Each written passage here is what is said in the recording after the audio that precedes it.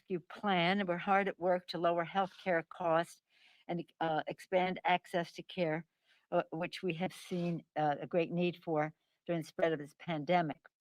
On Tuesday, we will observe the 11th anniversary of the passage of the Affordable Care Act. At that time and since, I've said that that was a great pillar of economic and health security for the American people, on a par with Social Security, Medicare, and Medicaid, and the Affordable Care Act. In this rescue plan, we have some initiatives to expand the Affordable Care Act, and that's why I'm so pleased to be joined by three of our colleagues. Representative Underwood will talk about provisions in the bill. She will talk about them, and I want to salute her for her success in getting provisions in the bill that expand the Affordable Care Act.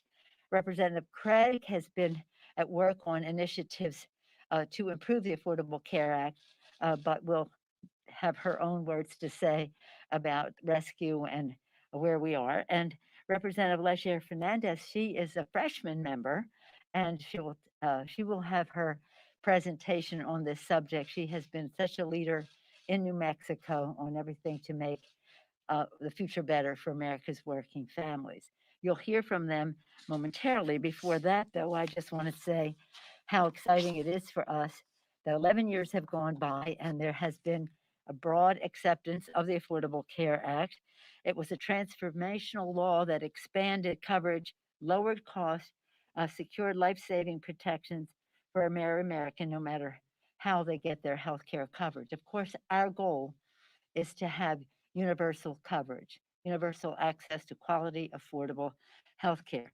And with a giant step forward with that was the Affordable Care Act, providing life-saving protections for more than 130 million Americans with pre-existing medical condition.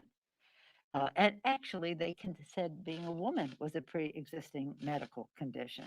So the Affordable Care Act took care of that. As a mother of five, I was told that that was an obstacle to my getting insurance because I had five children. And I said, I thought that was a sign of my strength.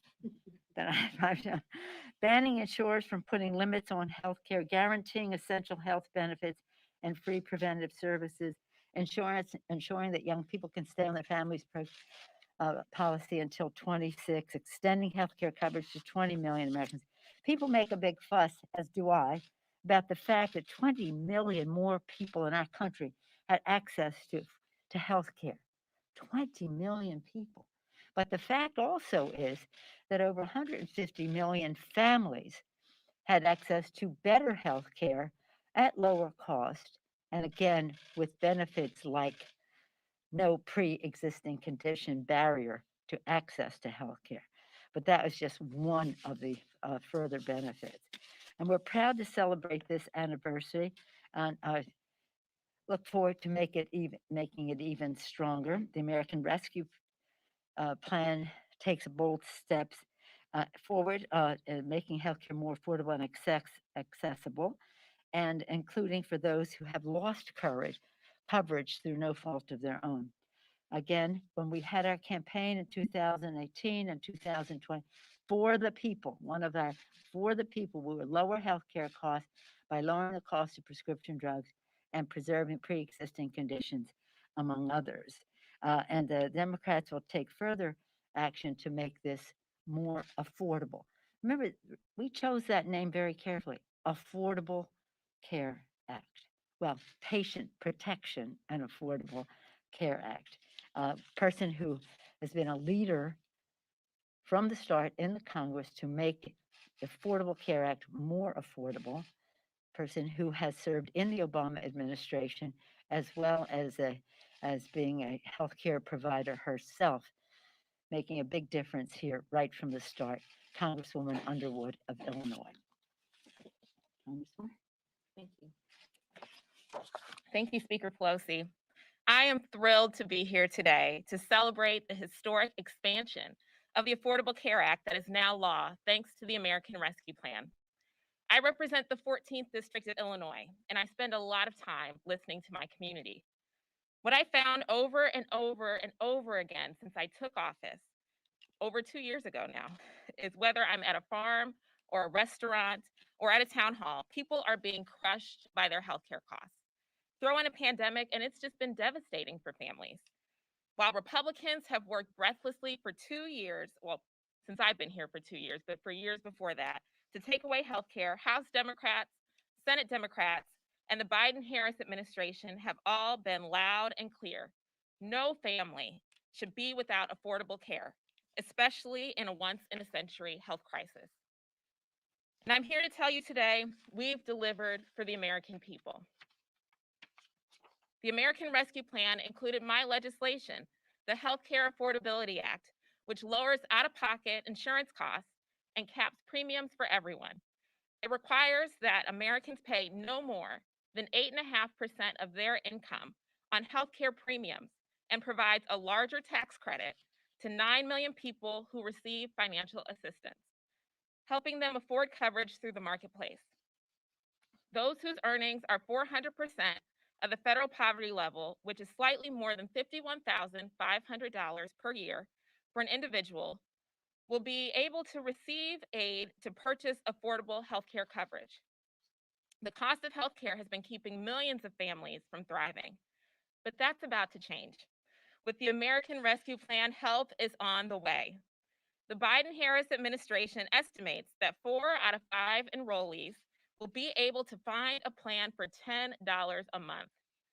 People with the lowest incomes and people who receive unemployment compensation this year may not have to pay a monthly premium. Couples earning more than $70,000 could save $1,000 per month on their monthly premiums. A family of 4 making $90,000 will see premiums decrease by $200 per month, and an individual making $19,000 will not have to pay a monthly premium. That's real significant savings for hardworking families. So thank you, Madam Speaker, for including my legislation in this historic package and helping me put money back in the pockets for my constituents. Everyone's had an incredibly hard year, and I'm so glad that with your leadership, we were able to build on the Affordable Care Act and deliver on our promise to lower healthcare costs for the American people. Thank you. Now I'd like to invite Congresswoman Angie Craig. Thank you so much, Representative Underwood, and Madam Speaker, as always, thank you for having me here. Especially during these challenging times, we're reminded every single day that Americans deserve access to high quality, affordable health care.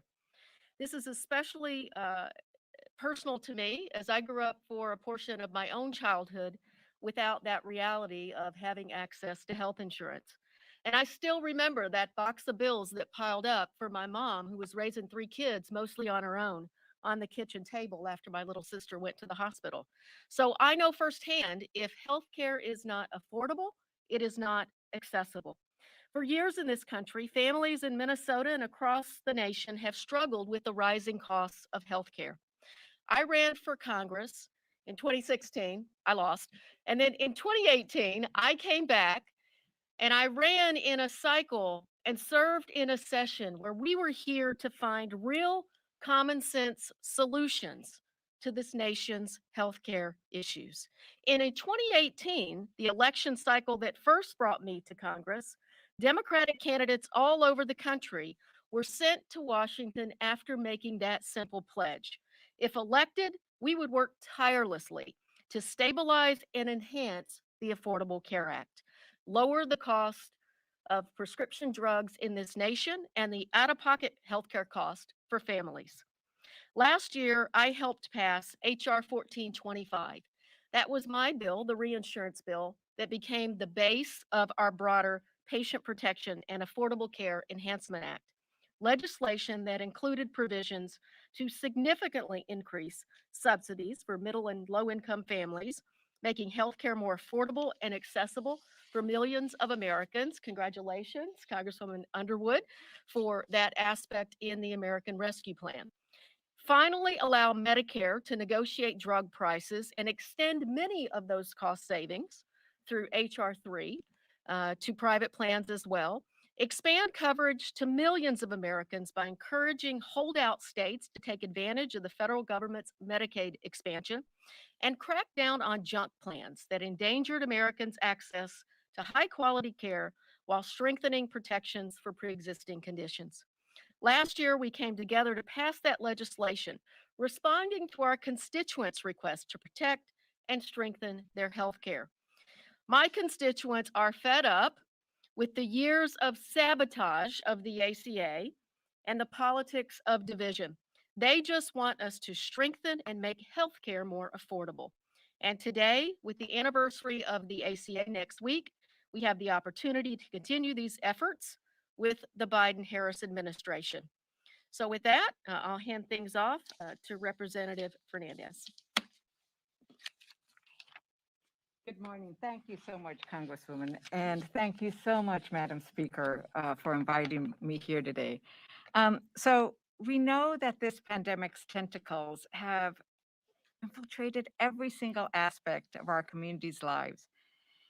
It put a spotlight on the work that we still need to do to make healthcare affordable and accessible for everyone, everywhere, in every community, urban and rural.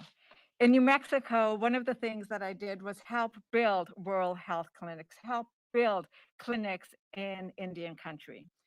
And in fact, the second gentleman visited one of those health clinics on Wednesday to look at their marvelous vaccination plan in New Mexico, the Kiowa Health Clinic. So a big shout out to that. But because of my work helping build health clinics, this issue came up over and over again by New Mexicans. They wanted Congress to address the cost of healthcare to make sure it came down and to make sure that it was accessible.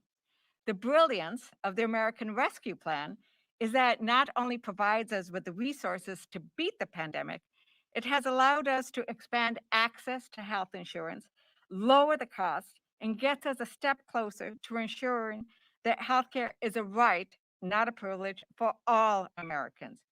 We've called this plan a lifeline. That's exactly what it is. And we want everyone to know that they can take advantage of the special enrollment period that is running now through May 15th. There are more than 14.9 million Americans who still don't have health insurance and now can get it. Many current enrollees can receive additional financial support to get coverage at a price they can afford. Thank you for getting that done. All of the Democrats, we need to thank them. I need to tell you, as a freshman, it is marvelous to be able to come to Congress and get stuff done with the Democrats. So I want to urge all Americans who are currently uninsured or underinsured to please visit healthcare.gov and take advantage of potentially lower premiums and lower out-of-pocket costs. In New Mexico, our hearts broke over the devastating and deadly impact that this pandemic had on our Native American communities. Many of the tribal leaders and elders we have lost, and the impact on the Latino communities. Having access to healthcare should not depend on your zip code. It shouldn't depend on your employment. It shouldn't depend on your income, and it shouldn't depend on your race. The American Rescue Plan takes us one step closer to making healthcare as a right available for every American. Thank you, Madam Speaker.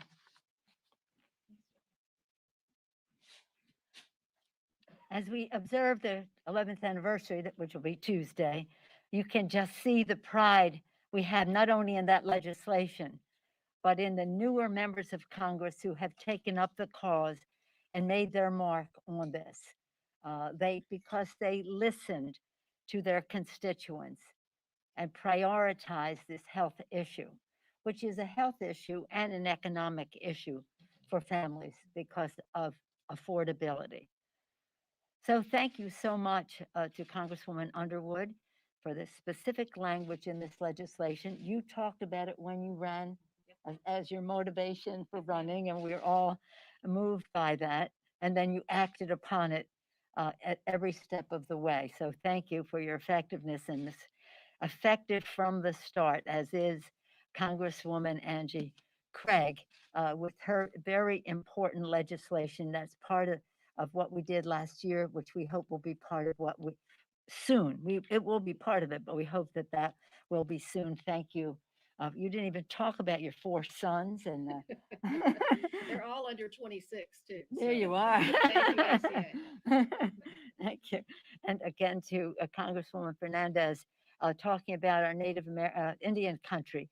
I want to join in acknowledging the Biden-Harris administration, because one of the sticking points that we had previous to their taking office was addressing the inequality of access to healthcare, inequality to testing, tracing, treating, vaccine, etc. And President Biden has made this a very high priority, and has the Vice President, hence the second gentleman visiting the location. Now, in our bill, it's $20 billion for tribal governments, as well as another $6 billion for health benefits, others in there. So thank you for making sure that those priorities were addressed in the substantial way that they were. So you can see why we think that the celebration of the Affordable Care Act is greatly enhanced by the passage of the rescue package as it takes us forward. On this subject, are there any questions on healthcare and how we go forward? Well, again, I want to thank the President and the Vice President, as well as all of our colleagues, for those who were here for the Affordable Care Act, those who have fought for it then and since, even if they weren't here at the time, and those who are enhancing it and making it stronger. Again, a pillar of our America's family security, Social Security, Medicare, the Affordable Care Act. Martin Luther King said, of all of the inequalities that exist, the inequality of health access to health care is the most inhuman. He used that word, inhuman, because people could die. And that inequality is something that has been of the highest priority for us. I thank our colleagues for their leadership. You're welcome to stay. I know they would join me in acknowledging the sadness that our country has experienced with the assault on the AAPI community. When we leave here, we will go to the floor for a moment of silence. The flags are at half staff as an acknowledgement, and a comfort, but it is not a comfort unless we can end the fear and the injustice of it all. I'm so proud that the President and the Vice President are visiting Georgia. Perhaps they're on their way as we speak. Maybe they're there now to console. But also, I want to recognize that the President, early on, when he made his speech to the nation about COVID, he talked about AAPI, anti-AAPI violence in our country, and how it had to stop, and he called upon the Attorney General, the Department of Justice, to address this issue. So long before Atlanta, we have known that this has been a challenge, really exacerbated by some of the language of a previous administration. And unfortunately, last year, it was over something like 3,700 acts of violence against the AAPI community. That would be more than 10 a day. As a representative of San Francisco, I take great pride in representing the AAPI community. It's a blessing to us all. And again, we see firsthand the risk that is there, and something that we are all very proud of, our AAPI community. We're very pleased this week that we were able to pass legislation, much of it coming from the Judiciary Committee. Mr. Nadler deserves some credit, a great deal of credit for that. But a lot of the women, as you see, the women are leading the way on these issues. The first, we had the ERA, the passage of the ERA, removing the barrier under leadership of Jackie Spear, and we're proud of that. their barrier is not in the Constitution. It was put in by the Congress. Congress can take it out. Next, we had the Violence Against Women Act.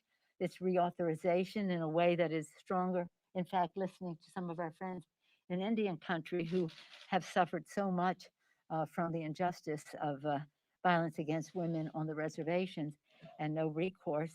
And then that was the other day. Yesterday, we had the two bills that I'm so excited about, the Dreamers Act. You may recall that in the last Congress, I spoke for 8 hours and 6 minutes in support of the DREAM Act. I won't do that now. I didn't do that yesterday, but I did use my time to take pride in the Dreamers and what they mean to our country.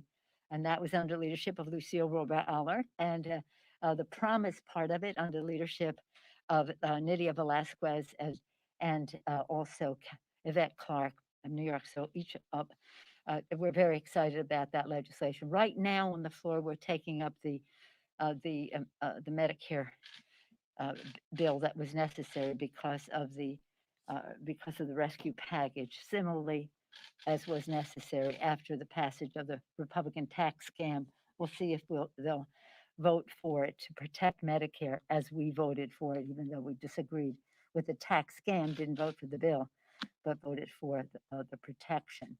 When we come back, we're having committee meetings next week to prepare for our agenda for when we come back, and we'll be taking up apropos of the conversation today, the no ban, the repeal of the Muslim ban legislation. We have legislation for access to counsel.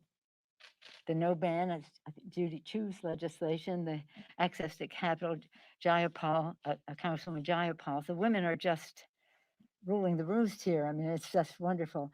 And then we will have other legislation as well. So if you have any questions about that, yes, sir. Oh, about this specifically. You can- Uh, Yeah, I have an unrelated question. sorry, I have an unrelated question. unrelated to healthcare? Yes. Anything for healthcare? No? Then you're welcome to stay. But we do have votes on the floor, so I don't know how long I can stay. Yes, sir.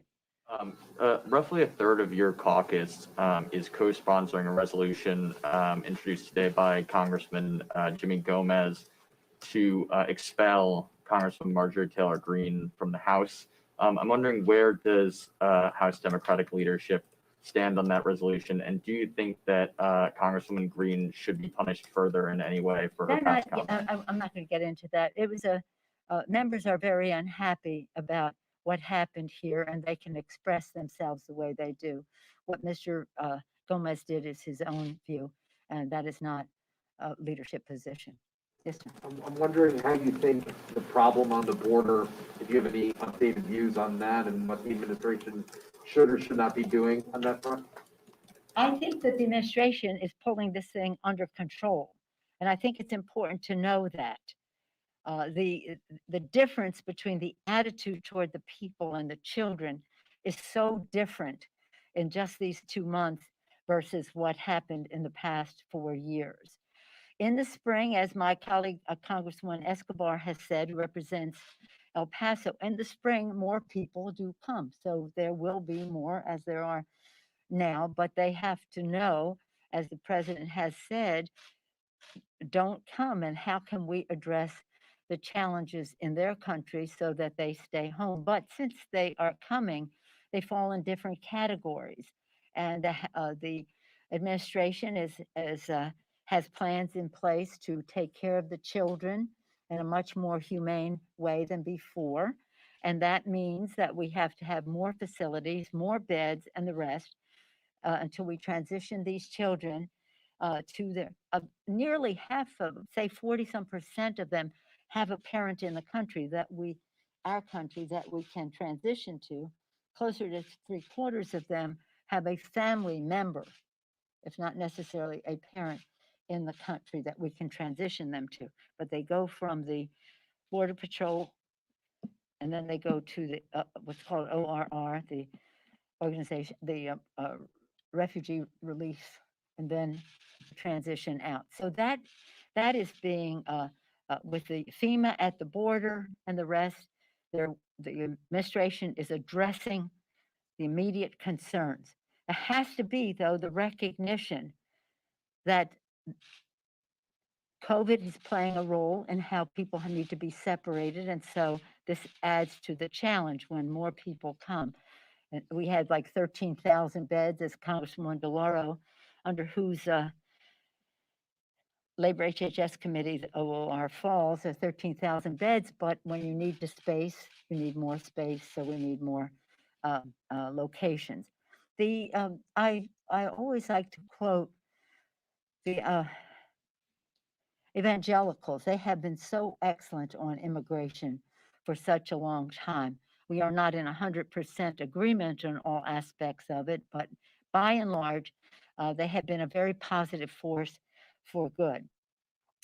And when we were 4 years ago having a rump hearing, because we weren't in the majority, rump hearing on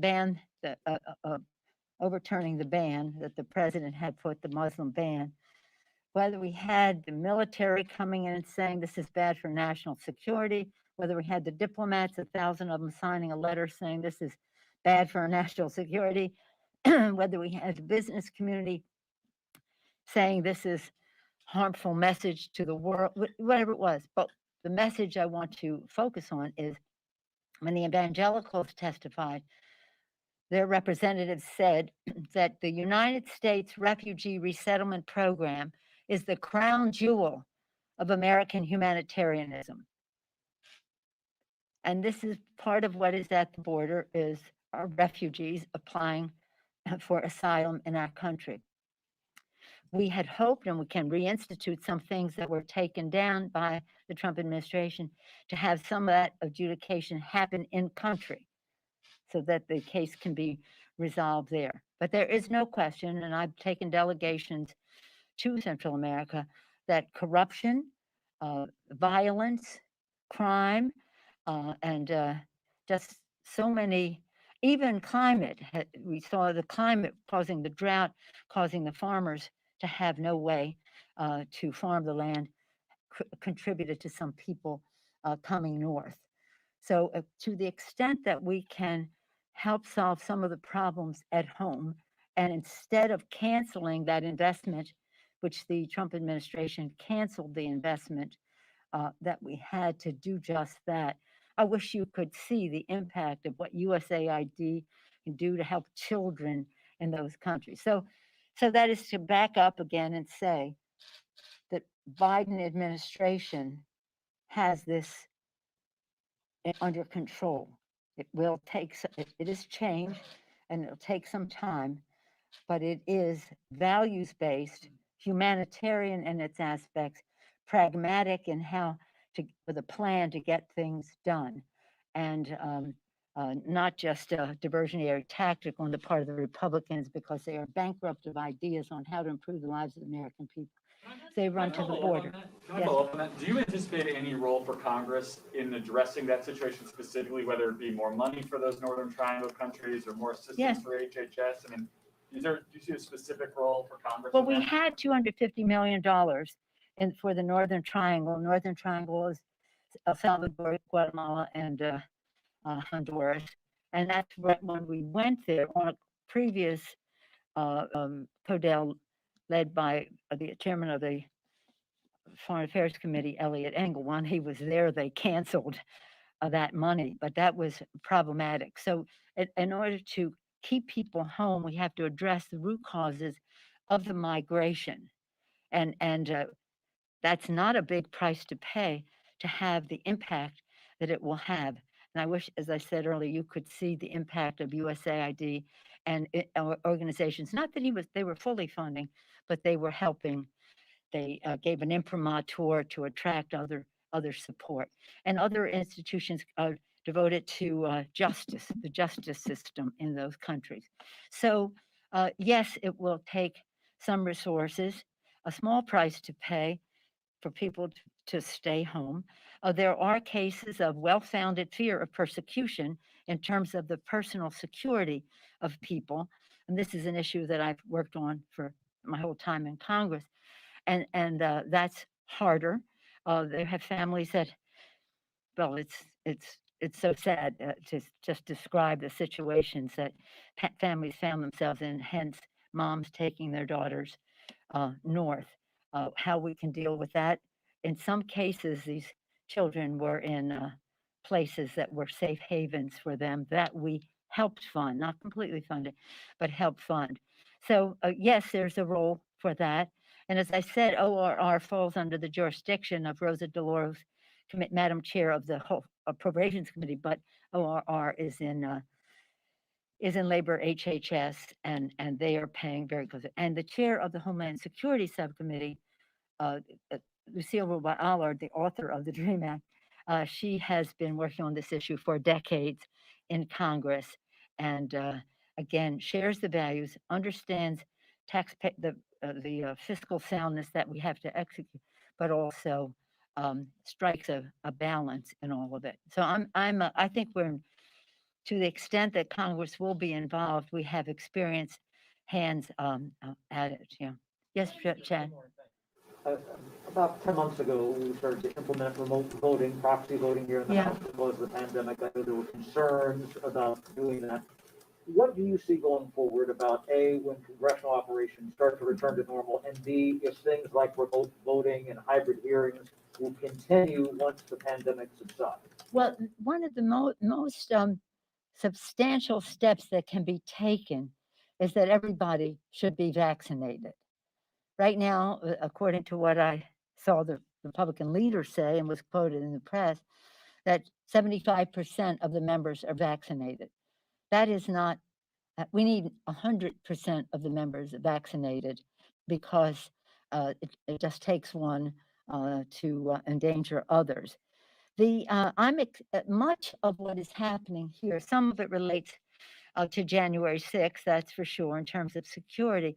But most of the isolation and separation that we have, most of the reason that we cannot have official visits, most of the reasons why we cannot open up as much as we would like to for visits, for tourism, et cetera, and we hope that will be soon, is because of COVID, not because of January 6th. I mean, we have our plans, we are preparing our supplemental, the General Honore has made suggestions, et cetera. As you know, today, the outer fence is going to start to come down. So that part of it is being addressed. But COVID is the villain. COVID is a villain to our economy. Unless we crush the virus, we're never going to get our economy back.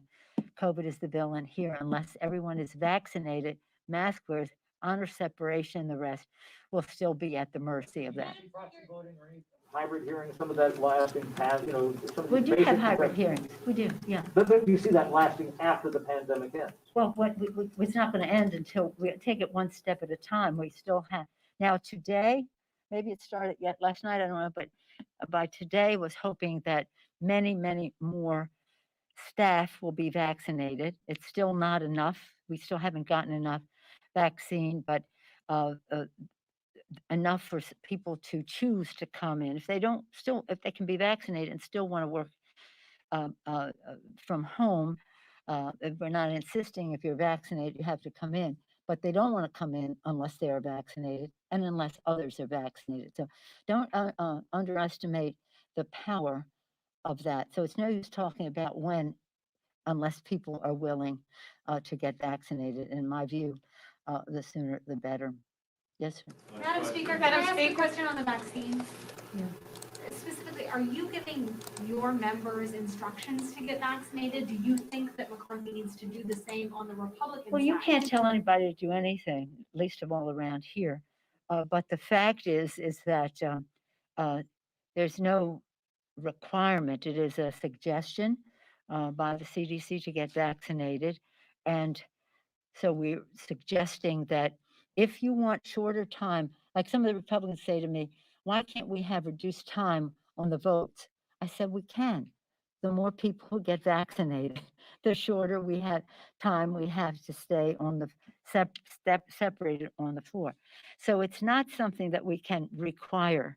It's something only that we can suggest and make readily available, which it is. So thank you for your On question. HR 1S1, we've been following the progress of that, and we're wondering whether there's any loss to the states about controlling their own voting regulations that they can tailor if we impose a federal voting No, standard. Congress, federal elections can, the Voting Rights Act, that's part of HR 1. It's an offspring of it, but part of that. Yes, requiring commission voting. We're very proud of HR 1. We think it is the Constitution of the United States. We think it represents the democracy of our country by reducing, which is our responsibility, the role of big, dark, special interest money in politics, by removing obstacles of participation to the first 300 pages of HR 1 are written by John Lewis. The first 300 pages to remove voter suppression. And you see how necessary it is when you see that but over 40 states have over 250 laws now that they're striving to pass to lower voter participation. I used to be chair of the party, and our glory of it all was to engage people to vote, whether they were Democrats, Republicans, Independents. We could not, it was not our charge to ask. It was only our responsibility to register people to vote. And to see the opposite of that, where a Republican Party, which cannot prevail on the strength of its issues, anti this, anti that, but only can win by suppressing the vote. And they know that, and that's why they're doing it. So no, I have no concern, respectful of where those responsibilities lie. I have great confidence in HR 1. I thank John Sarbanes and the author of it all for over a period of time. Zoe Lofgren, the chair of the House Administration Committee, for her leadership. So proud of all of our members. The American people know this is a way to restore integrity by reducing the role of big, dark money, which suffocates the airways with misinformation, rather than having a respectful execution of our process. Thank you all. Bye-bye.